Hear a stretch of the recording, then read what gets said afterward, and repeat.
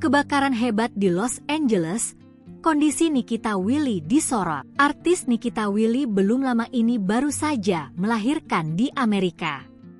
Bagaimana kabarnya usai kebakaran hutan di Los Angeles? Ibunda Nikita Willy, Yora Febrin, memastikan anak, cucu dan menantunya dalam kondisi aman setelah kebakaran melanda wilayah Los Angeles, California, sejak Selasa, 7 Januari 2025. Yora mengatakan, Nikita Willy dan juga anak-anaknya ada di Beverly Hills.